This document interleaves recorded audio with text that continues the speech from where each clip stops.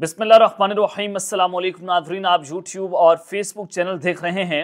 मैं राना उज़ैर हूँ। नाज़रीन, एक जानिब अमेरिका की तरफ से पाकिस्तान पर पाबंदियाँ आयद की जा रही हैं और ये ट्रंप इंतज़ामिया की जानिब से पाबंदियाँ नहीं हैं, बल्कि जो बाइडन हुकूमत ने इमरान खान जो हैं वो उनके हवाले से नहीं, बल्कि हुकूमत के ऊपर, पाकिस्तान पर, हमारे जोहरी प्रोग्राम पर पाबंदियां लगा दी हैं, जो कि बहुत ही खतरनाक तरीन सूरत हाल है। हमें इसकी जितनी मजम्मत करनी चाहिए उतनी कम है। लेकिन मैं आपको दूसरी जानिब हमारे जो इंटरनल मामलात हैं उसके हवाले से बड़ी खबर ब्रेक कर देता हूं कि जनाब तहरीक इंसाफ वालों की तरफ से और बिलखसूस जुल्फी बुखारी ने इतना लंबा छक्का मारा है कि बहुत बड़ी साजिश को उड़ाकर रख दिया है। एक तरफ तो यह खबर है जिसकी मैंने मुकम्मल तफसीलात जो है वो मैंने आपके सामने रखनी है, लेकिन जीएचक्यू के शहर में वहां से भी बड़ी खबर आ रही है। वहां पर बहुत बड़े ब्रेक थ्रू की खबर आ रही है जीएचक्यू के शहर से।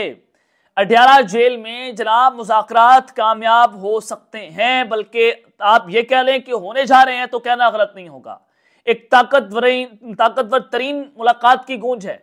कौन अडयाला जेल गया, कितने घंटे तक इमरान खान से वह शख्स मुलाकात करता रहा, क्या बातें हुई, मुकम्मल अहवाल मैंने आपके सामने रखना है। ये बड़ी आम तरीन मुलाकात है, इसकी टाइमिंग बहुत इंपॉर्टेंट है।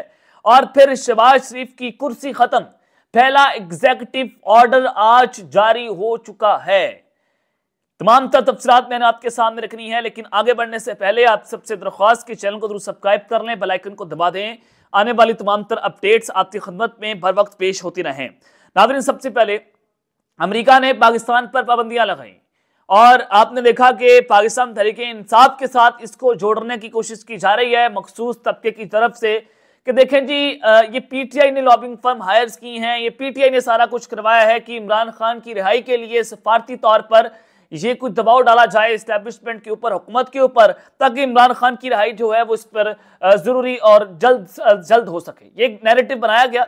जुल्फी बुखारी ने चंद सेकंड्स के अंदर ये नैरेटिव जो है वो उड़ाकर रख दिया। अब सब जानते हैं जुल्फी बुखारी इंटरनेशनल मीडिया पर इमरान खान साहब को रिप्रेजेंट कर रहे हैं और आजकल बहुत ही ज्यादा इलेक्ट्रॉनिक मीडिया पर बोल्ड हैं और इनका बड़ा चर्चा भी है। जिस तरह से इन्होंने इमरान खान के लिए इंटरनेशनल मीडिया पर बैठकर काम किया, ये इनसे ज्यादा कोई काम नहीं कर पाया।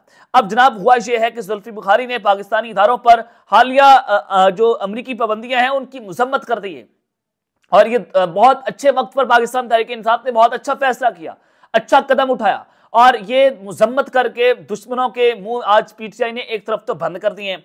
और जुल्फी बुखारी ने कहा कि पाकिस्तान के नेशनल डेवलपमेंट कॉम्प्लेक्स और 3 तजारती इदारों पर अमरीकी पाबंदियों की सख्ती से मुखालफत करते हैं। जुल्फी बुखारी ने कहा कि जोग्राफियाई हैसियत के पेश नज़र कौमी खुदमुख्तारी के तहफ़्फ़ुज़ के लिए मुनासिब इक़दाम नागुज़ीर हैं। अमरीकी हुकूमत पर भी उन्होंने तनकीद करते हुए कहा कि बाइडन हुकूमत अपनी आखिरी सांसों में भी दोहरे म्यार बरकरार रखे हुए है। तो ये एक अच्छा पाकिस्तान तहरीक इंसाफ ने स्टेप लिया और जुल्फी बुखारी ने इसकी मजम्मत की है। और फिर जनाब इससे पहले हनीफ अब्बासी और दीगर लोग जो नून लीग के हैं वो जनाब ये पाबंदियां जो हैं इमरान खान के साथ जोड़ने की कोशिश कर रहे थे। तलत हुसैन सहाफ़ी हैं, जनाब गटर सहाफत कर रहे हैं, उन्होंने भी ये सारे मामला जो हैं इमरान खान की रिहाई के साथ जोड़ने की कोशिश की थी। अब जो बाइडन हुकूमत की मजम्मत करती है जुल्फी बुखारी ने, तो अब इन लोगों का क्या करना है जो इसके ऊपर भरपूर तरीके से साजिश कर रहे थे। अब जनाब आगे बढ़ते हैं, मैं आपको एक अहम तरीन खबर देना चाहता हूं मुज़ाकरात के हवाले से। मुज़ाकरात में जनाब आज जीएचक्यू के शहर में बहुत बड़ी पेशरफ्त हुई है, बहुत बड़ा ब्रेक थ्रू हुआ है, ताकतवर तरीन मुलाकात हुई है। ये मामला क्या है? अडयाला जेल के अंदर जनाब क्या होता रहा? देखें, सोमवार के रोज पाकिस्तान तहरीक इंसाफ के लिए बहुत अहम दिन है।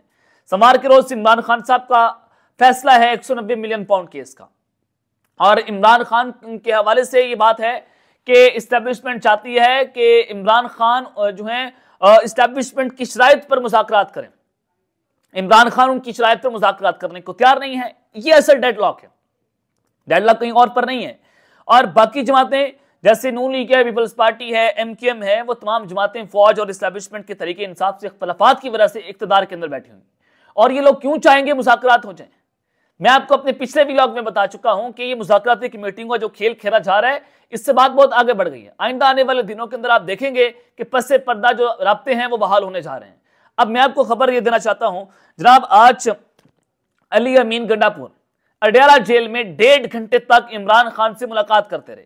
1.5 घंटा उनकी ये मुलाकात जारी रही। एक दो दिन पहले अली अमीन गंडापुर साहब अडयाला जेल गए, उनको इमरान खान से मिलने नहीं दिया गया था। वो बाहर वहां पर गेट नंबर 5 पर इंतजार करते रहे। इंतजार करते करते फिर उनका काफिला वहां से वापस चला गया, लेकिन इमरान खान से उनकी मुलाकात जो है वो नहीं हो सकी थी। अब अली अमीन गंडापुर की इमरान खान से मुलाकात से पहले उनकी मुलाकात हुई अल्लामा नासिर अब्बास जाफरी साहब के साथ, और फिर गंडापुर साहब मिलने गए इमरान खान से। 1.5 घंटे तक वहां पर उनकी मुलाकात अब से कुछ देर पहले खत्म हुई है।